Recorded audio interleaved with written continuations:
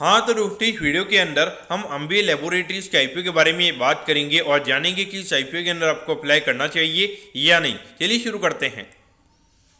तो देखिए, सबसे पहले हम ये जानेंगे कि ये कंपनी क्या काम करती है। ठीक है, जो कंपनी है 1985 में ये कंपनी स्टार्ट हुई थी, यानी कि ऑलमोस्ट अगर हम देखेंगे यहाँ पे अराउंड 30 to 39 ईयर्स ये कंपनी को स्टार्ट हुए हो चुके हैं। ठीक है, जो कंपनी एग्रोकेमिकल प्रोडक्ट्स हमें यहाँ पे बनाती हुई नजर आती है। इसका मेनली अगर हम देखेंगे जो क्रॉप प्रोटेक्शन होता है, क्रॉप को बचाने के लिए, उसके रिगार्डिंग यहाँ पे इसका यूसेज किया जाता है। यहाँ पर अगर हम देखेंगे तो ये जो ऐसी कंपनी की अगर हम बात करेंगे तो यहाँ पे दिक्कत ये रहती है कि इनके जो प्रोडक्ट्स वगैरह रहते हैं, इनका जब अगर पेटेंट वगैरह कभी एक्सपायर हो रहा होता है तो उसके बाद में एकदम से इनकी अर्निंग्स यहाँ पे थोड़ी सी कम हो सकती है। उसके इसलिए कम हो सकती है क्योंकि जब से इन कंपनीज का पेटेंट वगैरह कम होता है तो उसके बाद में कोई कंपटीशन मार्केट में आ जाता है और उससे इनको यहाँ पे काफी ज्यादा फर्क पड़ता हुआ नजर आता है।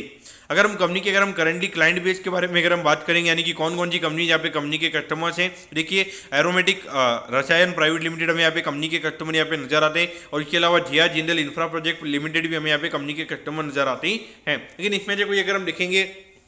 तो लिस्टेड कंपनी नहीं है तो इतना हमको यहाँ पे पता नहीं चलेगा, लेकिन एक तरीके से अगर हम देखेंगे तो स्ट्रॉन्ग बिजनेस स्ट्रॉन्ग हमें यहाँ पे कंपनी का जो कस्टमर बेस है हमें यहाँ पे स्ट्रॉन्ग यहाँ पे नजर आता है। उसके अलावा अगर हम यहाँ पे कंपनी के अगर हम नंबर ऑफ एम्प्लॉइज की अगर हम बात करेंगे तो अराउंड 220 एम्प्लॉइज ये कंपनी के अंदर हमें भी यहाँ पे काम करते हुए नजर आते हैं, क्योंकि डेफिनेटली देखा जाए तो एक अच्छा नंबर हमें यहाँ पे ये कंपनी का नजर आता है। अगर हम कंपनी के मैन्युफैक्चरिंग फैसिलिटी की अगर हम बात करेंगे तो देखिए बैरो राजस्थान के अंदर हमें यहाँ पे कंपनी का मैन्युफैक्चरिंग यूनिट नजर आता है और जहाँ पर अगर हम देखेंगे तो आईएसओ सर्टिफाइड हमें यहाँ पे कंपनी का जो यूनिट है वो हमें यहाँ पे नजर आता है।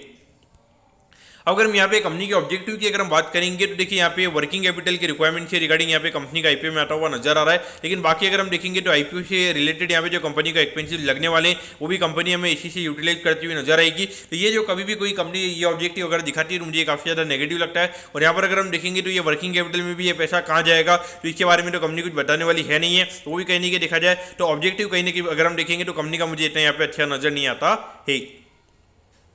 अब अगर हम यहाँ पे कंपनी के फाइनेंशियल्स के बारे में अगर हम बात करेंगे तो देखिए 2021 में लगभग 82 करोड़ के रेवेन्यू पे लगभग 10 करोड़ के लगभग का प्रॉफिट यहाँ पे कंपनी ने किया था। अब ऐसा क्यों हुआ था, क्योंकि देखिए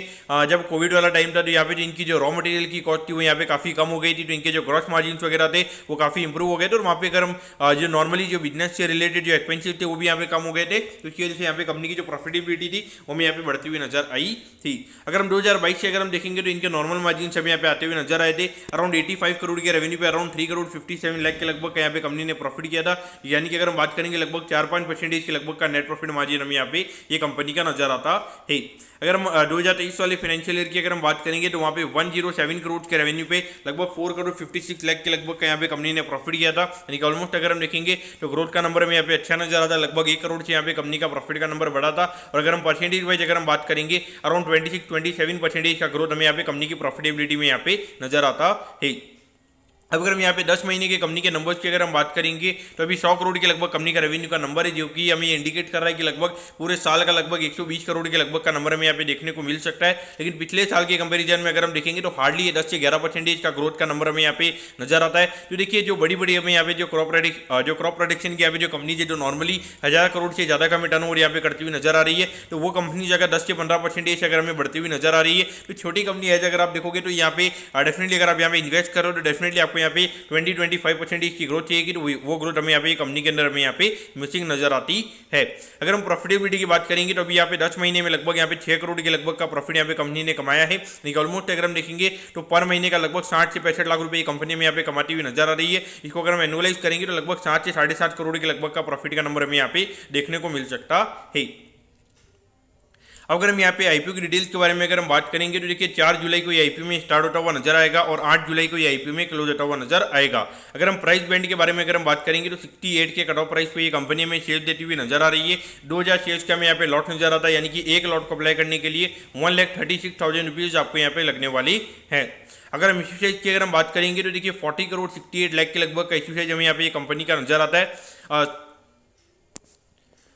जिसमें से अगर हम देखेंगे तो लगभग फ्रेश इशू की अगर हम बात करेंगे लगभग 40 करोड़ के लगभग कंपनी का फ्रेश इशू, और बाकी अगर हम ऑफर फॉर सेल की अगर हम बात करेंगे हार्डली 2 करोड़ के लगभग का ऑफर फॉर सेल हमें यहाँ पे ये कंपनी का नजर आता है। तो देखिए यहाँ पे ये जो 40.68 है ये थोड़ा मिस टाइपिंग वगैरह हो गया होगा। और टोटल इशू साइज की अगर हम बात करेंगे 42 करोड़ का, और जिसमें जो 40 करोड़ यहाँ पे कंपनी के पास में जाएंगे और 2 करोड़ यहाँ पे हमें कंपनी के प्रमोटर्स के पास में जाते हुए नजर आएंगे। अगर हम लिस्टिंग की अगर हम बात करेंगे तो एनएससी के एशियन प्लेटफॉर्म पर ये कंपनी हमें लिस्ट होती हुई नजर आएगी।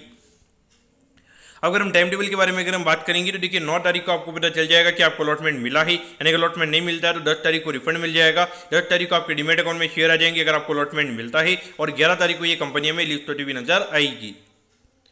अब अगर हम एट द एंड अगर हम यहाँ पे कंपनी के वैल्यूएशन के पैरामीटर्स की अगर हम बात करेंगे तो देखिए अराउंड 171 करोड़ के मार्केट कैप पे ये कंपनी का आईपीओ में आता हुआ नजर आ रहा है। और अगर ये कंपनी बस 7-7.5 करोड़ के लगभग का प्रॉफिट अगर ये कंपनी कमाती है तो उसके हिसाब से अगर हम यहाँ पे कंपनी के वैल्यूएशन की अगर हम बात करेंगे ऑलमोस्ट यहाँ पे 23 टाइम्स के पी रेशियो पे कंपनी का आईपीओ में आता हुआ नजर आ रहा है। तो देखिए नॉर्मली अगर हम देखेंगे तो यहाँ पे जितनी भी स्मॉल कैप कंपनी है जो क्रॉप प्रोडक्शन से रिगार्डिंग यहाँ पर अगर आप काम करती हुई नजर आती है तो इनको नॉर्मली मार्केट 10-15 से ज्यादा का पी रेशियो नहीं देता है। तो उसके कंपेरिजन में अगर हम देखेंगे तो कहीं ना कहीं यहाँ पे 23 का जो पी रेशियो कंपनी का वो कहीं ना कहीं हमें यहाँ पे एक्सपेंसिव नजर आता है। और उसके अलावा अगर हम देखेंगे तो पिछले 1 से 1.5 साल में जो पूरा सेक्टर है इसको मार्केट बिल्कुल तरीके से इग्नोर कर रहा है, यानी कि मार्केट फैंसी सेक्टर भी हमें यहाँ पे नजर नहीं आता है। तो उस पॉइंट से देखा जाए तो मुझे लगता है कि एक बार के लिए कंपनी हमें प्रीमियम पे खुलती हुई नजर आएगी, क्योंकि जिस तरीके का लिक्विडिटी फ्लो मार्केट में चल रहा है तो वहाँ पे एक बार के लिए डिस्काउंट लिस्टिंग तो मुझे लगता है कि एक बार के लिए यहाँ पे नहीं होगी। लेकिन लॉन्ग टर्म के लिए मेरे ख्याल से क्लियर कट आपको ये कंपनी को अवॉइड करना चाहिए। हाँ, मेरे ख्याल से अगर आपको लिस्टिंग इन के लिए यानी कि कम से कम अराउंड 20-25% के गेन के लिए अगर आपको अप्लाई करना है तो मेरे ख्याल से आप यहाँ पर अप्लाई कर सकते हो। तो दोस्तों मैं कहता हूँ कि अंबे लैबोरेटरीज के आईपीओ के बारे में आपको सब कुछ समझ में आ गया होगा। अगर आपकी कोई भी क्वेरीज है आप कमेंट कीजिए, मैं जरूर आपके कमेंट पर रिप्लाई करूंगा। ओके दोस्तों, thank you, have a nice day.